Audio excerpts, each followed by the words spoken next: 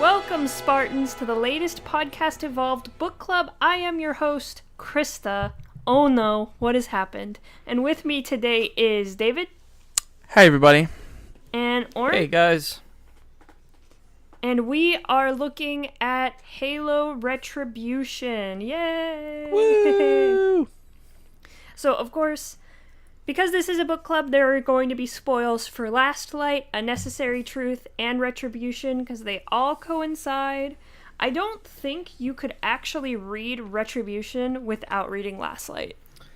No way. It just wouldn't be the same. It just wouldn't have the same effect. It's almost like the Kilo trilogy. You have to read all of the subsequent ones before reading, the final one. Yeah, definitely. It's like it's the most nonchalant sequel to a book. It's like, it's kind of a sequel, but kind of not. So it's it's the sequel with the characters, but like a completely different story. Well, kind of. It's not really a completely different story. It's advertised as like, oh, this is the continuation of this team, but it's like really the continuation of like the whole conflict. It is, yeah, because in Last Light, all of the main baddies were still alive, so this kind of just continues the struggle with these evil entities we are fighting, but we will get into that. So the title is Halo Retribution. The author is our favorite Troy Denning. Publisher is Gallery Books. The formats available are ebook, print, audiobook. The release date was the 29th of August, 2017. Ooh, almost so not a that year. long ago. We're catching up. Yeah. We're catching up on these books. We are getting so much better. It's not books published in 2003. The length is about 345 pages, depending on what medium you're using. And just a quick synopsis, we continue the stories of Veta Lopis, her Ferret team, which is some of the Gammas, Olivia, Mark, and Ash, and Blue Team, Fred, Kelly, and Linda, and their struggle against the evil entity Intrepid Eye, though they don't know that she's working, but she definitely does.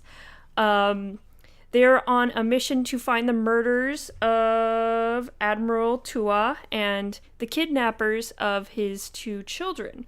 Two children and her husband. And her husband. Yes, there's three captives. 3 captives. It's been, I think it was 2 days when they finally got the assignment to find them, and Veta's like, 2 days is an eternity for a kidnapping. Yeah. So it really reveals an underlying evil Oni organization called, what is it, Dark Moon? Yeah, Dark Moon. Dark Moon? But Dark Moon is like, it's not Oni, it's like an anti-Oni. Evil Oni, yeah. It's anti-Oni. And I think so, it was touched upon in Last Light and Necessary Truth, these characters, but it's fully revealed here who and what they are and how they operate. I think it was alluded to in Last Light. Yeah. And A Necessary Truth, but we really didn't know anything. So we learn a lot more about this Dark Moon organization, but still a lot left to be revealed about them. We also get more of Castor, which is interesting, in his posse of strange Covenant people. That's not the Covenant. Yeah. It's just one of those of the One like Freedom. People. Yeah. Yeah. I like them for their ability to take humans into their ranks. I kind of thought it was very kind of cool. You get this. They're very inclusive. You get kind of like a feel of what if the Covenant didn't try and wipe out humanity? Would we have just been subsumed like these guys? I like the idea that they work with humanity and take humans into their ranks, and they're like zealots as well. So you get humans believing in the great journey and all that kind of stuff. I like that. We also get a lot of name drops of the Banished in this book, especially at the beginning. Yeah, I was a little... which is great. At first, I didn't really know how I felt about it, because it just kind of seemed like they were throwing it in there to, hey, look, the Banished, it's coming out in our next game, check it out. But the more the story kind of involved them, like, indirectly, I was like, yeah, okay, I can kind of buy it, I guess. Yeah, a lot of the media that was written around this time all had Banished tie-ins somewhere. There's name drops of Banished, like Envoy was the same, where they were just kind of lightly thrown in there, like the name of Atrax was thrown around, and just to kind of give weight to them existing in this universe, and even in the background, even if we weren't aware of them, they were still there doing their thing. And I liked that they are like used as like a threat in this one to kind of like, yes, oh no, everyone's like, oh shit, we don't want the banished here. Yeah. I like that. It's cool. It's very good. So, this groups of Spartans and one non-Spartan, but kind of Spartan, Veta, go around, do a lot of investigating, do a lot of blowy-uppies, and eventually find the Tuas are dead, and now they need to, and then they uncover the deeper mystery that they are making evil biological weapons, and every time I hear biological weapon in Halo, I only think of the Flood. Yeah, it's a cool, like, literally halfway through this book, it takes a turn, and it goes from, okay, it's on a rescue op to try and find these captured VIPs. It's now very much a, oh no, bioweapons being mass produced, what the hell's going on? And there's like people being, it's very clever, very intricate story of like shadow corporations hiring other people to do their dirty work for them, and then like to kind of what's the way, like frame there's certain people, and it's very kind of clever. I liked the characters involved and how they're all kind of intertwined. It's cool. You can say whatever you want about Dark Moon and Intrepid Eye, but both of them have these crazy minds to, like, get people on their side, but keep them in the dark enough that Veta could not figure out what the hell was going on for the longest time. Which was great. It was really cool watching the story unfold and being like, oh shit, they weren't just captives and held hostage. They were researched on. These are the only people that have a, or these are the only recorded people that have a and it's like, it's a specific mutation. An immunity. It's a specific mutation in their blood cells that is pretty much harmless and doesn't mean anything, but because of another very specific, very virulent kind of virus that was an outbreak on this one planet, this one family survived because of it. So they're like, okay, we need to get those people to get their antibodies to create a vaccine. And then we can use it as a weapon, essentially. And it's interesting in terms of like where it's going from this, where Intrepid Eye is a Archeon class Ancilla, so like a super mega AI, and who has pretty much assumed the role of making humanity worthy of the mantle of responsibility. That's what it wants. So it's going around this crazy ass way of, it wants to essentially use this weapon to wipe like out Thanos. humanity. She wants to wipe out half of humanity. Yeah, she wants to like selectively decide who gets the vaccine, so who gets kept, and then the rest of humanity is just going to be purged. So I'm like, whoa, that's pretty hardcore. It is. She is so freaking hardcore. Like, holy shit. This character, she was held in an Oni research facility and somehow found her way to like sweet talk everyone around her, and even Craig Dog is basically her human keeper, and she found a way to get him high enough in the ranks that she could be seeing him. I love how she groomed him all the time. Yeah. She groomed no one knew this was happening too.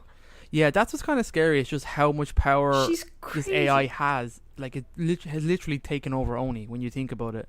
This one NI is just like, I think Blue Team and stuff like that were getting kind of cautious, and were like, when they were getting their last mission orders, they were like, these orders shouldn't have come like this, but they are legit. It's because they came from Intrepid Eye, as opposed to like didn't actually come through the correct channels. And I like the idea that Veta is probably thinking about this, like, I mean, that it's up to her essentially to figure this out, because we don't know where the story goes after this, but like, I mean, this is definitely a trilogy, though. This has to be a trilogy. Yeah, this book takes place in like 2553, and we're in 2558 now, maybe 59. And if we're in 59 right now, because Halo Infinite is set in 2560. That we believe, yeah. So I'm like, I mean, what's happened in all these years? We don't know. We haven't heard anything about Intrepid Eye up to now. But are we assuming that everything that Oni's been involved in up from now and then has got these guys involved? Or has Intrepid Eye in the background? It's crazy. Well, and also, like, what is Intrepid Eye thinking of this AI uprising that's happening during Halo 5? Or is she even around to witness it? Or is she instigating it?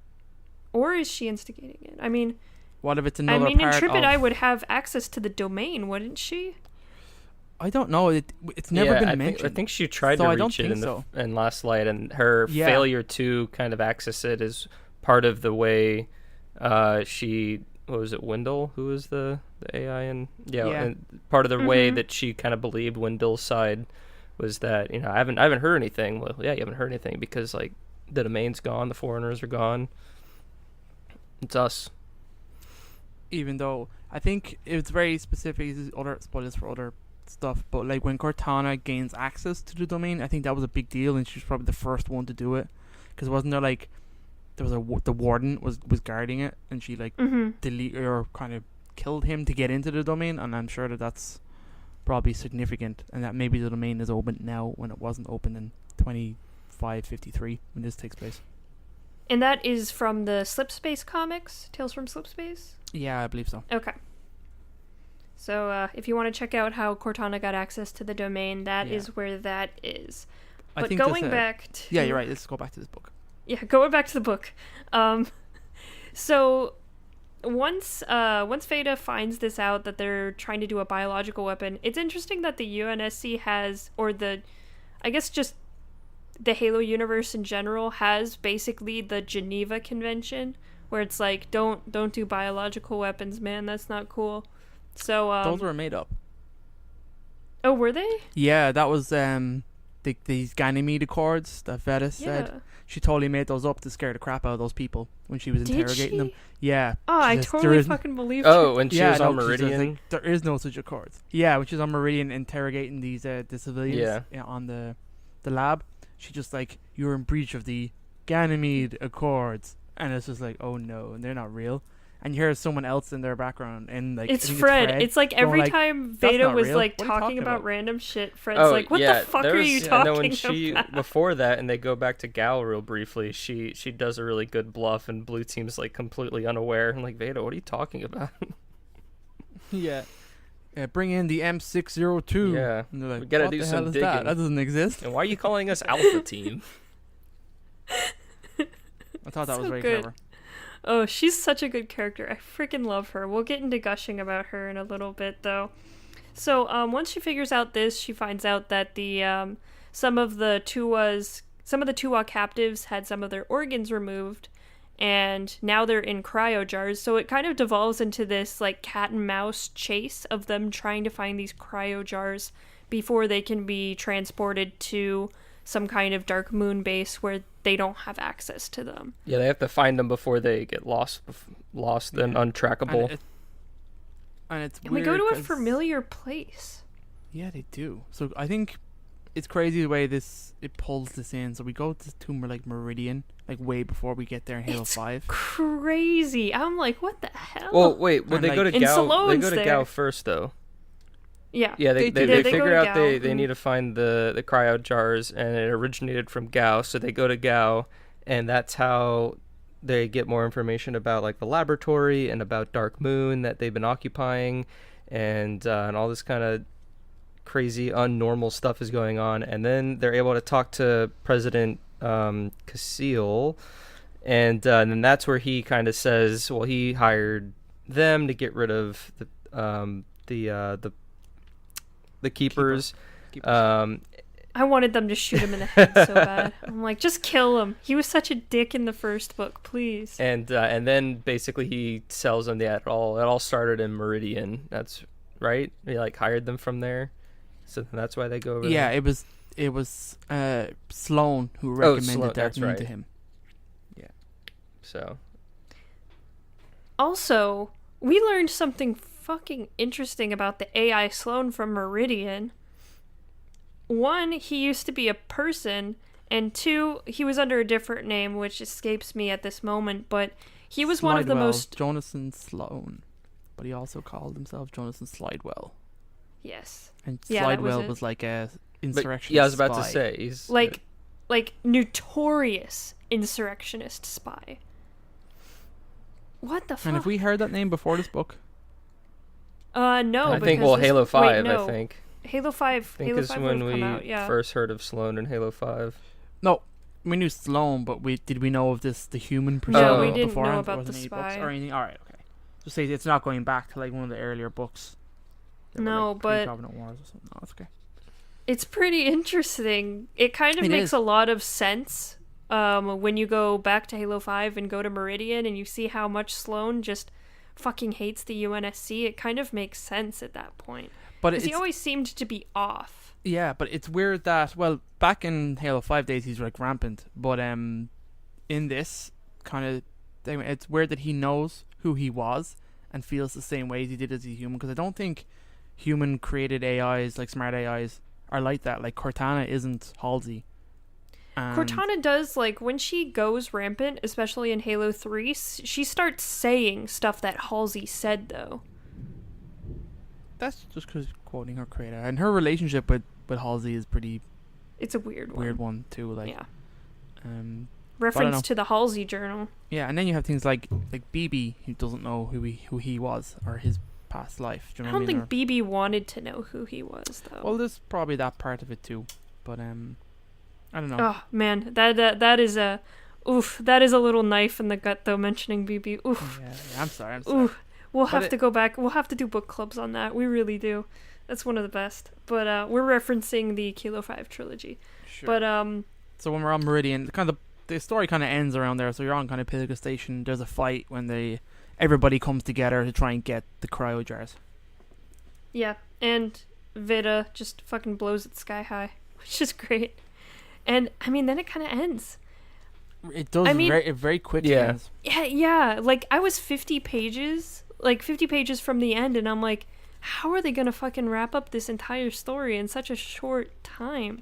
Because at that point, they didn't even know they were on Meridian, but they had no clue where the cryo jars were. They just had a rough idea. I was like, what the fuck?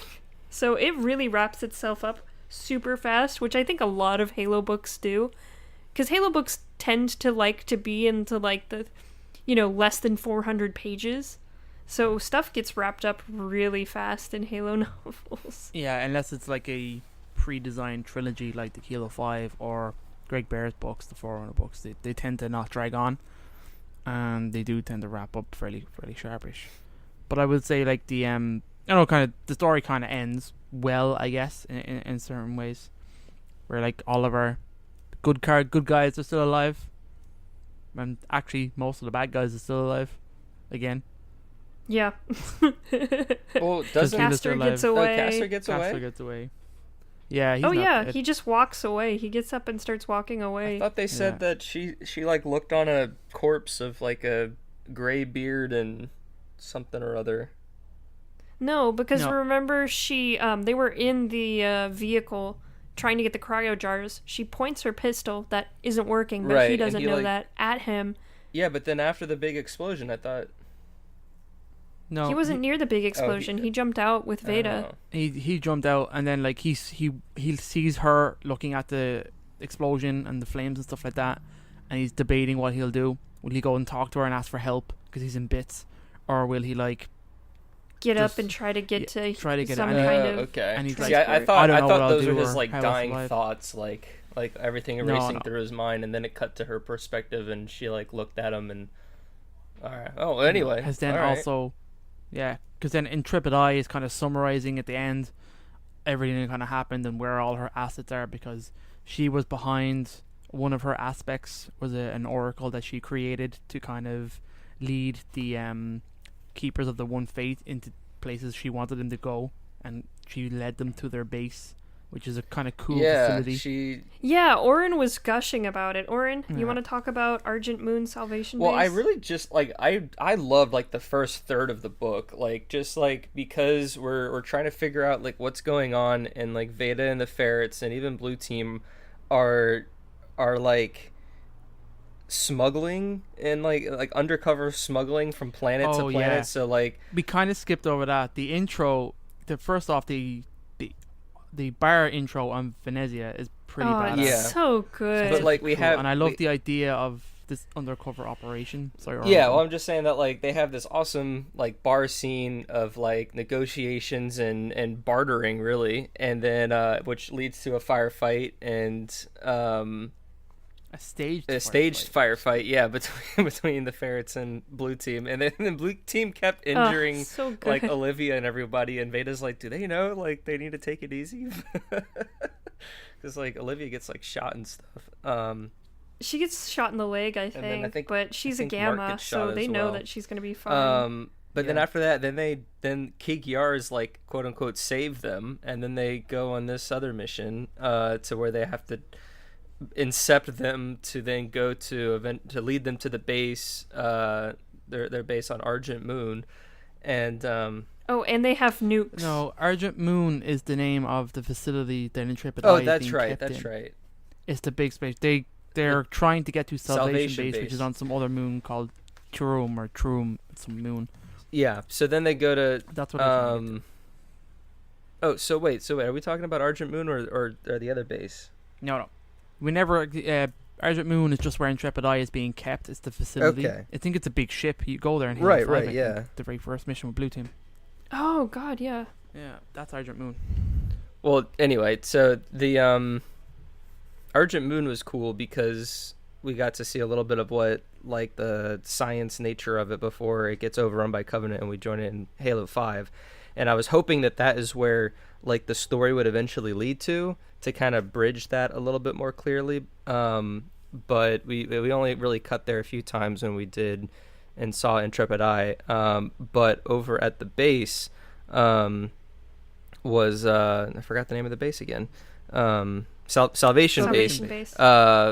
Was very interesting because it seemed much bigger than like what it really was, and it also kind of had this like river or something, and it got a callback to the Forerunner structure underneath Gao when Fred like looks into there and like space time kind of distorts, and so like what happens in like 5 minutes to Fred is like 2 hours in real time, and the same thing with the Gammas when they're running around looking for the like the holding cells to where they would keep the Tuas. To Olivia it's like 5 hours, but to Mark, Ash, and Veta it's like 15 minutes, and kind of like this whole, and then even I don't think he was talking to Castor, but Ash, she has this conversation with the Jill Hane about like you can look into the pool and find like all the answers you ever want. Like it very much reminded me of speaking of Infinity Wars again, of Ebony Maw when he's kind of talking about, oh, you'll reach salvation with Thanos and all this kind of stuff.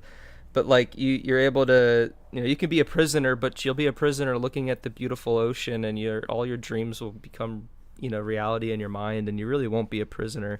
And it's like a strange meditative state that gets you in tune with the universe. It's very strange. And it's interesting when it gets described as to what it is when Intrepid Eye reveals what she wanted. Like she wanted the Keepers of the One Fate there, so that humanity would track them to there and eventually take that base over. And she was going to use it as a way as people who were worthy of assuming the mantle would come here and like retreat here and kind of get like enlightened. Yeah, become enlightened and all that kind of stuff. I find it very interesting.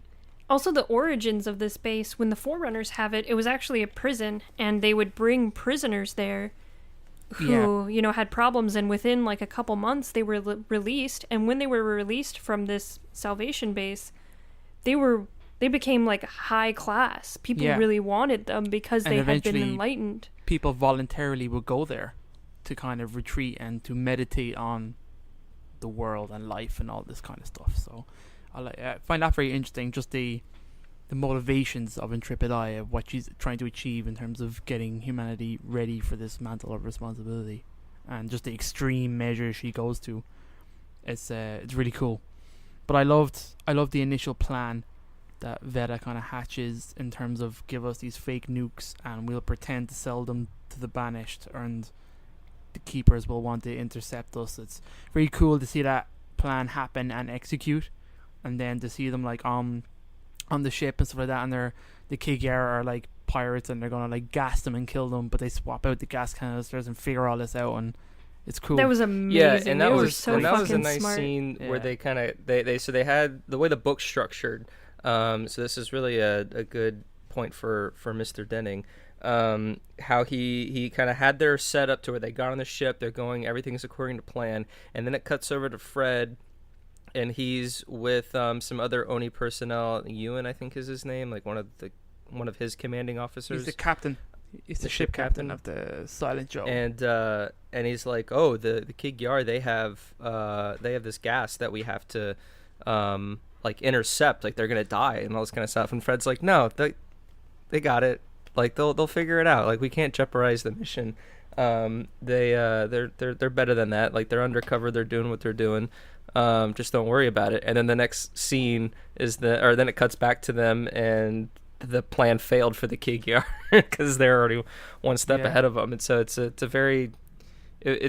very good way of storytelling. Instead of just showing us that they did it, they kind of raised the stakes, but then our characters were able to kind of subvert them and already deal with it. Yeah, it was really cool. And I think there's so many issues to this book. Veta is just such a badass in the field. I think she's so cool. Holy shit. And I love all. She's got like +10 to perception. It's crazy. Yeah, she's so badass. I love the structure of the Ferret team. That it is about investigating, gathering evidence, conclusions. It's like not acting on hunches. Well, like acting on hunches, but like using. She's very much a cop, and I love that. I love the idea that she's an investigator first. And okay, she's been trained to be a spy in this thing, but I think she took to it very well without kind of changing who she is. And I think Osmond really likes that. And you see even by her getting called in at the start to evaluate a crime scene, how good she is at that. And now, like, I love that they're called the IRI, the Incident Response and Investigation. It's like a department UNSC set up just for like piracy, because piracy is so rampant now that like people are getting kidnapped left, right, and center.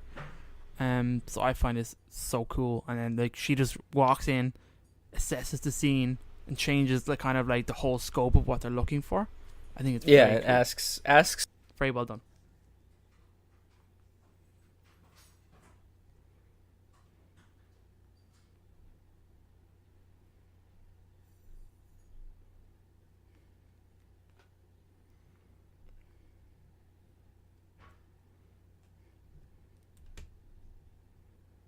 Most interesting scenes are just when like everyone's just talking, and like they're talking to the evidence, trying to make connections. Or there's the interrogation scenes with witnesses, and the way Veta just kind of takes control of the situation, and then they kind of sprinkle in combat around it, and like there's a lot. But it's not a combat heavy book.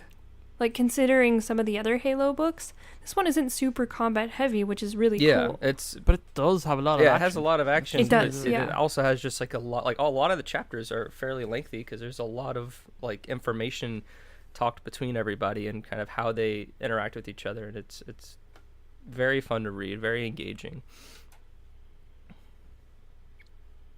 So, okay. But yeah, I guess did we go to the end? I guess we did the whole kind of story bits, but yeah, so we can really just talk about whatever we want to talk about. I like Dark Moon.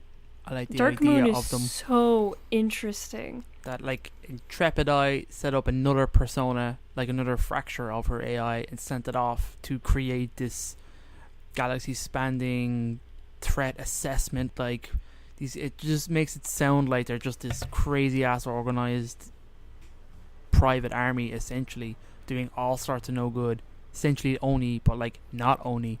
And I love that idea. And she fucking has investors. Yes. Like, what the fuck? And like it's been like 4 months since she's woken up, and she has like an entire organization set up with people pouring money into it. I love that. It's crazy. I mean, she's done a lot of stuff. Holy shit, this AI. It's great. It's just such a cool concept of and like a great antagonist for like Oni. So when you're like, Oni aren't always pictured as the good guys, but we have people working for Oni that we really like we want to see Veta and the Ferret team do well. So like to have Oni go up against somebody like themselves, I think is really good and lends it well to like an investigator trying to track them down and find them, as opposed to like just our normal team of Spartans trying to figure this out.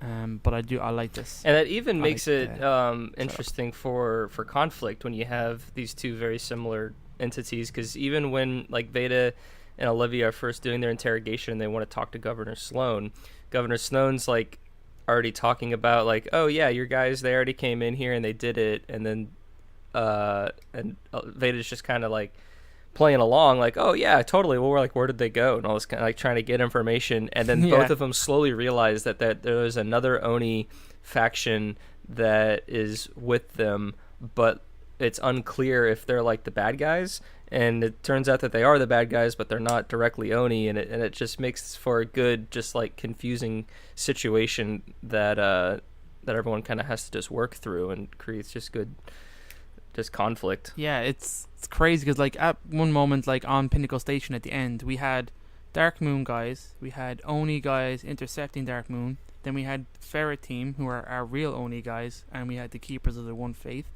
all on this station vying for the same thing, but not 100% sure of the motivations of each other. And it's just like, oh, it's just such a potent mix. It's cool. It's also interesting that, you know, Dark Moon actually has the resources to rival Oni. Mm-hmm. It's interesting to see these like almost equal organizations that are both equally as dark and equally as shady, but they do not like each other. Yeah, I think we know more about Dark Moon's motivations than we do Oni, because Dark Moon is clear in terms of the end of this book. We know who created it and why, even if we don't know what they're doing.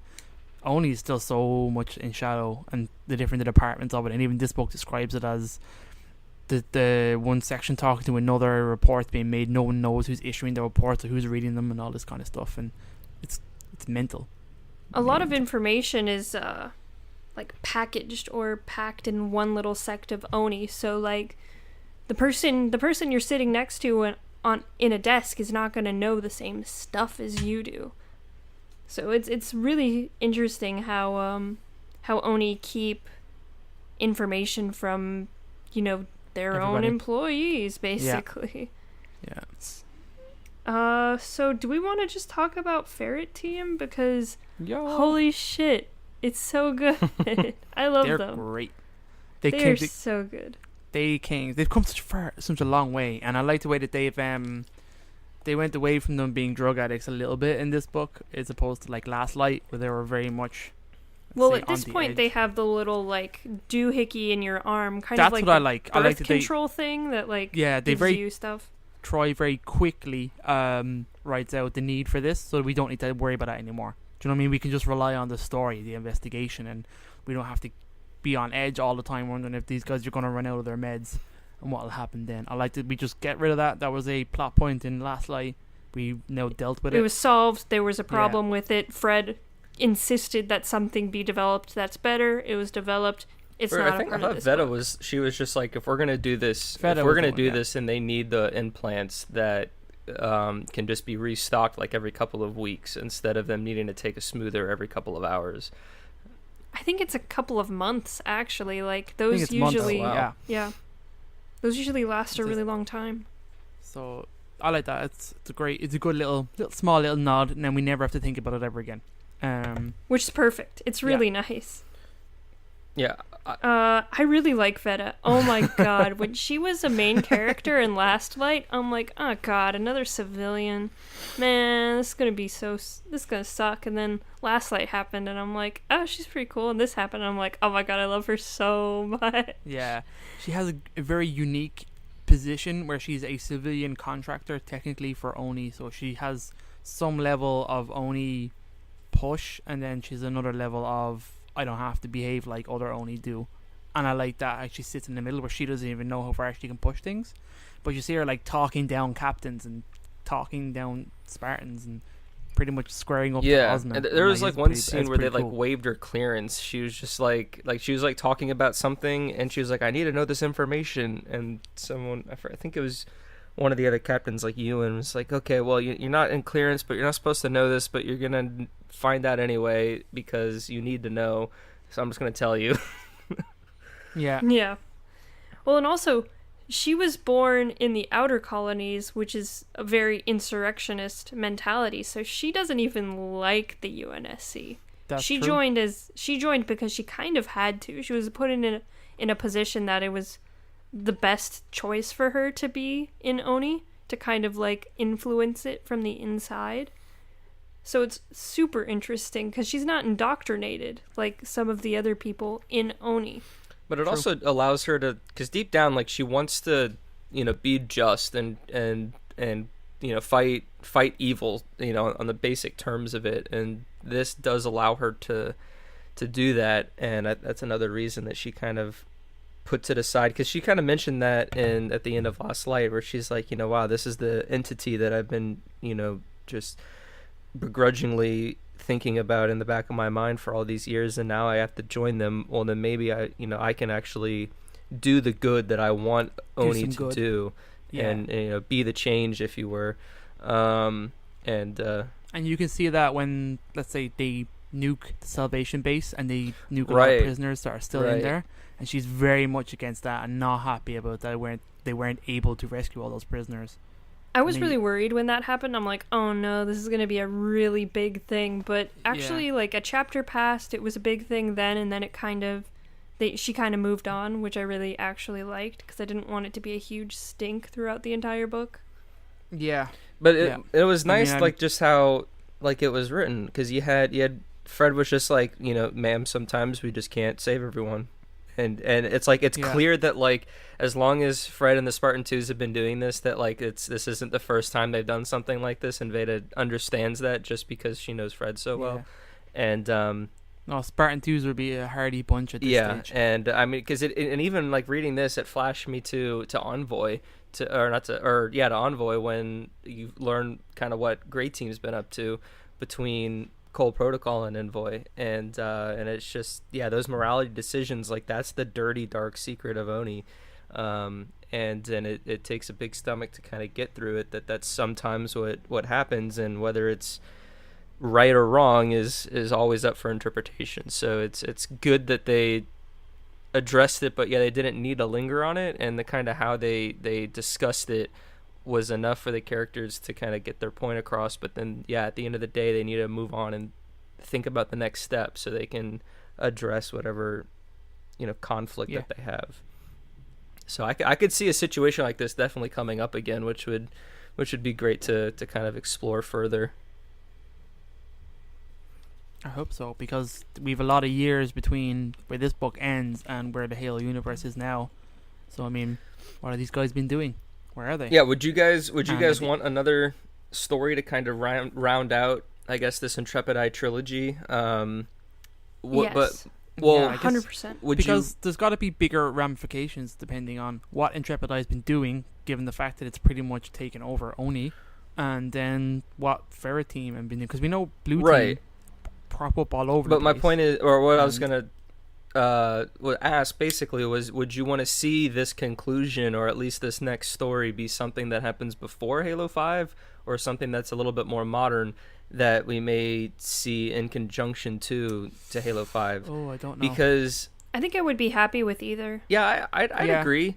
But it's it'd be interesting to see if they did something sort of in conjunction or a little after Halo 5, and it maybe didn't have Blue Team because they're off with Master Chief, and so that dynamic would change a little bit, and they might be able to bring forth some... Well, maybe by that time, Ferret Team are way more used to more years under their belt of operating, so they don't need a Blue Team backup as much, but or maybe just their roles are slightly smaller, the scale of their operations, let's say, maybe a bit smaller, where they're not, dealing with nukes and stuff like that. But I like the idea. I mean, there's great opportunity even for a game here, like an investigative game, like what would be like to be Veta, to be on an investigation. And like that would be really good. It would be a really good, like, Halo ODST like game. It would be perfect, where you have like soldiers that are like Uber soldiers but not Spartan-II soldiers, so you could do the way that like ODSTs were done,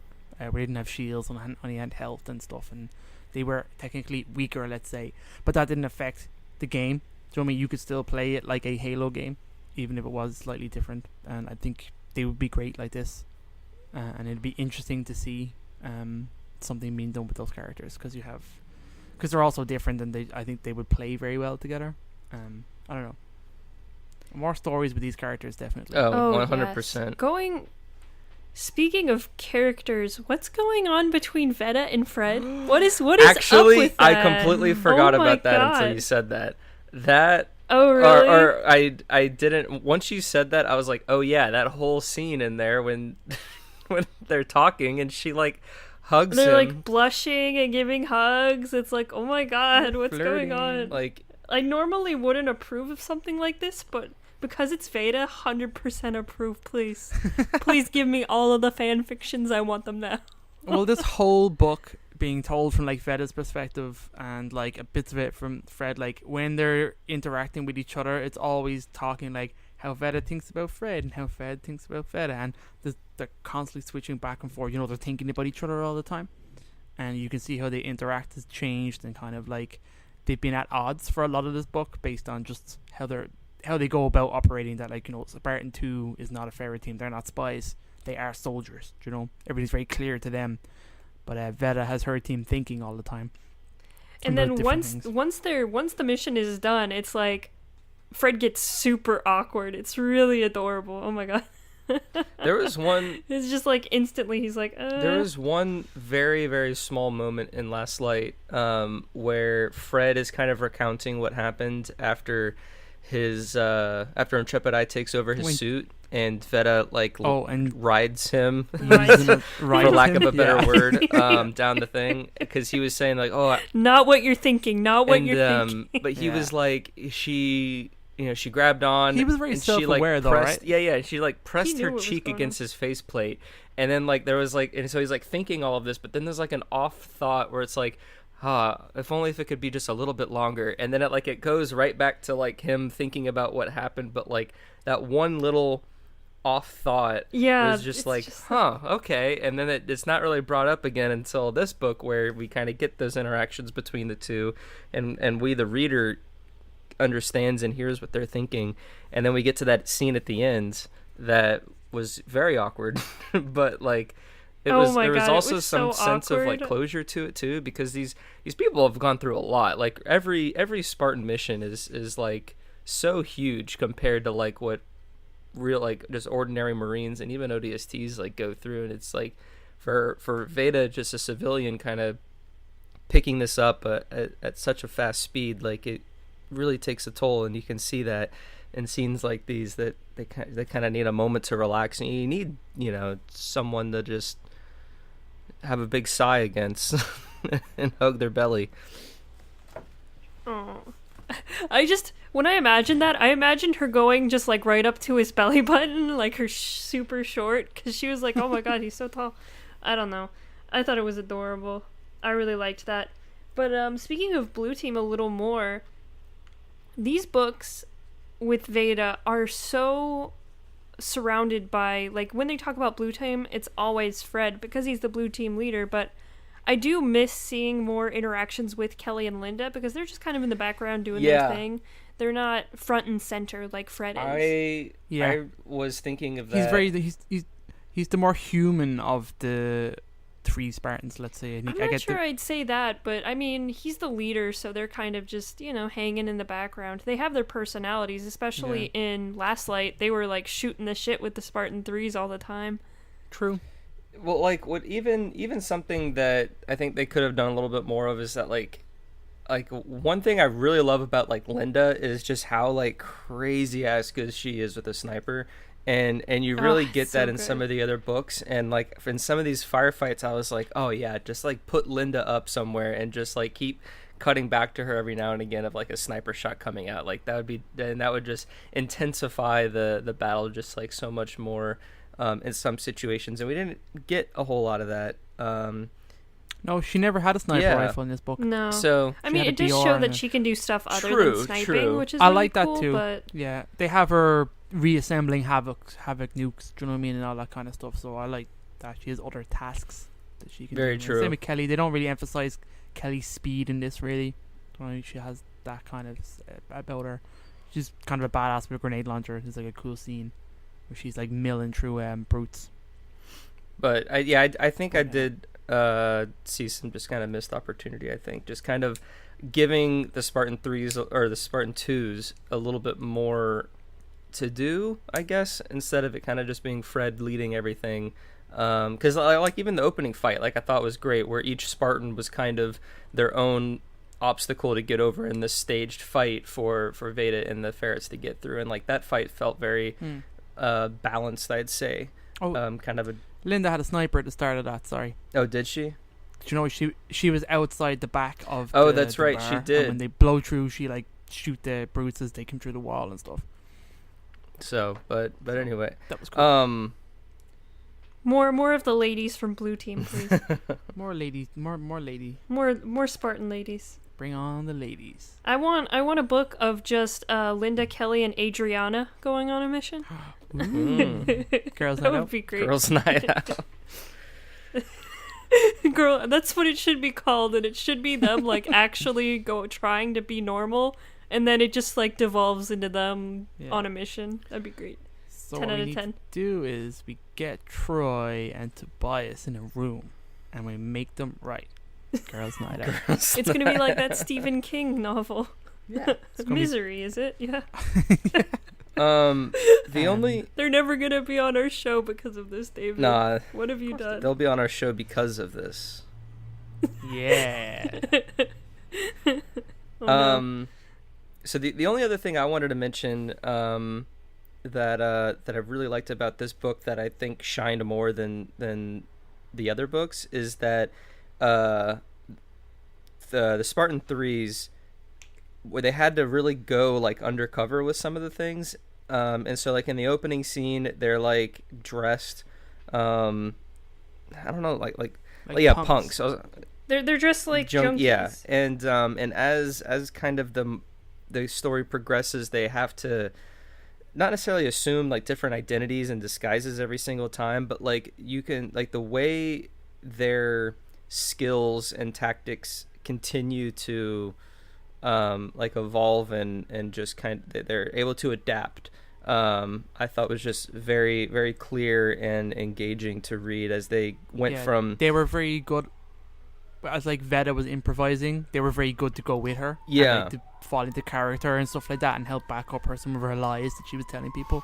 So I like that a lot. That was cool. Yeah, like the way they're able to like to mold to the situation, and you can tell that they're learning, but they're still performing, and that kind of evolution was very satisfying to go throughout the whole book.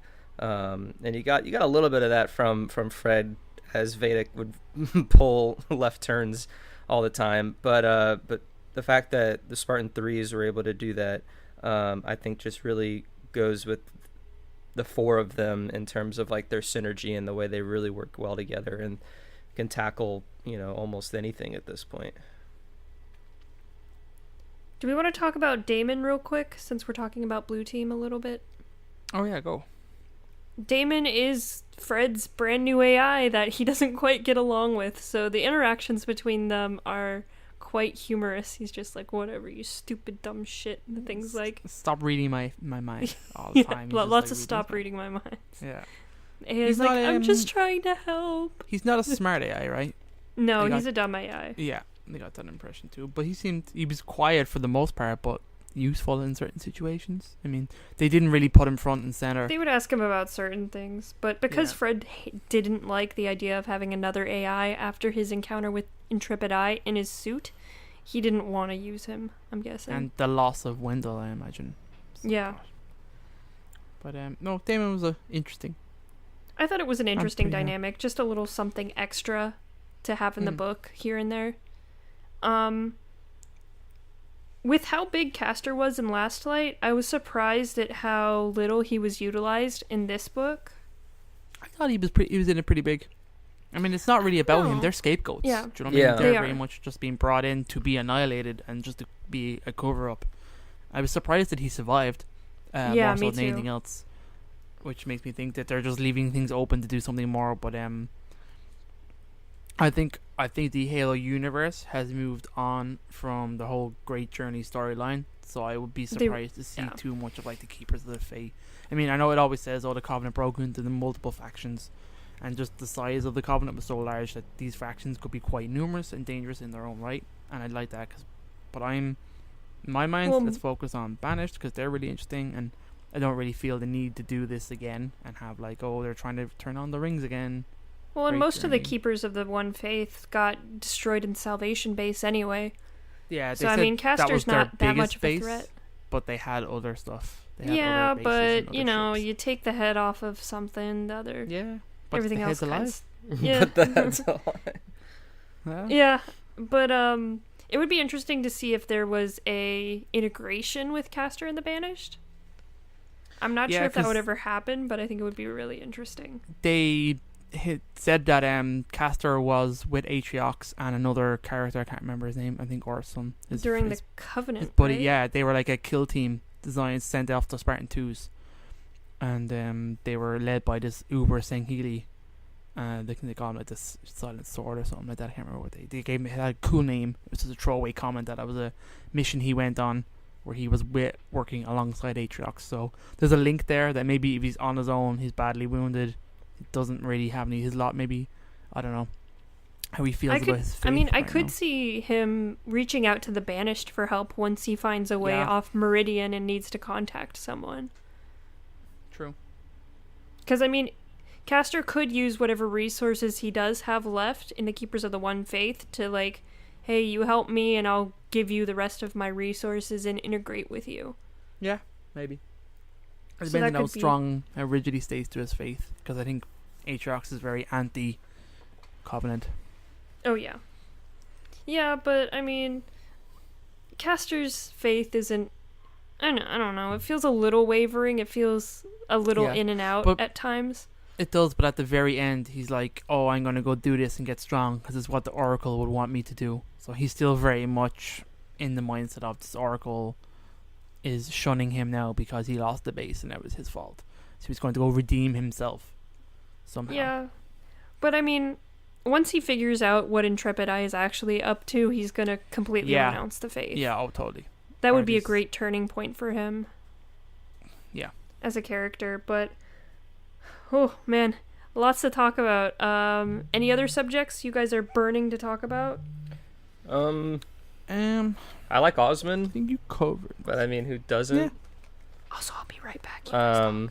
But I mean, I think I'm just more interested since I haven't read Kilo 5, so this kind of makes me want to get more. I mean, I've read a little bit. I've read about half of Glass Lens a while ago, but Osmond always. Hey, come on! I'm trying to talk about but like after like reading these two books and even the short story with like Osmond's involvement, since she seems to be like a very hands-on type of like Oni admiral leader, and that it's just interesting and it gets me excited to like see where her story goes as well.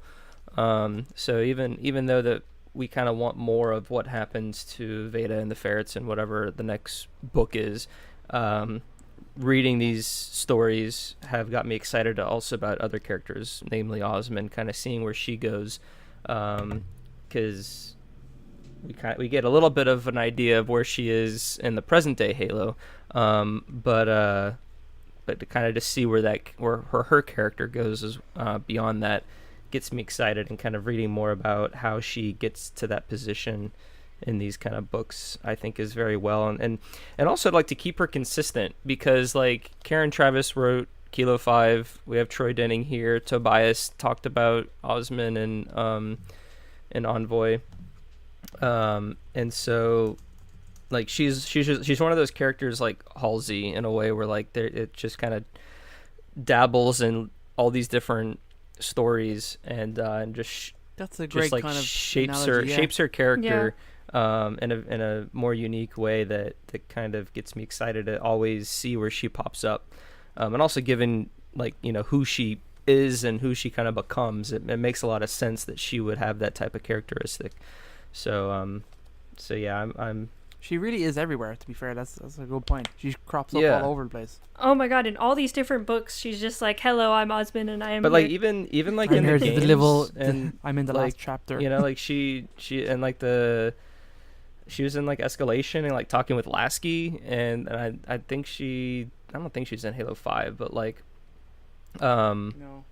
Oh, she's in the background of Halo 5 though. She's like, what the fuck is exactly. happening? Yeah, like yeah. So she's a very another powerful female character, and yeah, it's stories like this one where you get like direct involvement with her, but the story's not like about her. That kind of just gives you more insight, and it gets me excited to find her story in other media as well. All right, guys. Overall thoughts on the book? Closing thoughts? Excellent David? book. I love it. I love it a lot. I think it's great. I love how directly it ties in with Last Light and A Necessary Truth, and I hope there's more. Yes, I am glad I was able to read these books and stories basically back to back to back. I'm a little sad that now I actually have to wait for the next book to be written / released like a normal Halo fan. But like I said earlier, like I think the strongest part of this book is honestly just like all the talking and character interactions and deciphering the crime scene. It's such a fresh take on a lot of the standard militaristic stories in the Halo universe, and so it was very fun to read, very engaging, and just couldn't put it down when I was stranded at an airport, and I read like half the book in 2 days. But yeah, no, very very strong book, and I'm excited to see what comes next for all these characters. I think engaging is a great way to describe these characters in these books. I think I really think that Troy Denning really values character development and character interaction over everything else, which I really, really like. It's very refreshing because so many Halo books are very, very combat heavy or sci-fi heavy. So it's nice to see a book that's more about, interaction and discovery rather than, crazy Forerunner shit and shooting aliens. And there's still plenty of crazy Forerunner shit and shooting aliens, mind you. But it's just a very refreshing take on, Blue Team, Spartan-IIIs, and, a civilian, basically. So, I mean, these books are definitely a must-read. They're so good. Love the characters, love everything. And I can't wait to see what else is going to come out of these characters, because this is definitely not the end. No way. Mm-mm. More to come for sure. All right. So, what is All right, so our next book club? Our next book club is Halo Bad Blood by Matt Forback. It's actually releasing 2 days from the day we're recording this. Little background. But, so go ahead, refresh yourselves, play ODST, play New Blood, and get yourselves into Bad Blood because, yeah. No, play the visual novel. Oh, Helljumpers? Yeah, you could read Helljumpers as well, which is a comic. But Bad Blood is the first Halo novel we are getting post-Halo 5 time, so it's going to be a real doozy. So we're really excited to talk about that. So that is for next month, which is July. So expect to be seeing that end of July, beginning of August. And, check out the Facebook group, check out the website where you can see all of our other wonderful book clubs. And from David, Oran, and I, Evolved. Evolved. Awesome. Okay, I have to, go super fast now.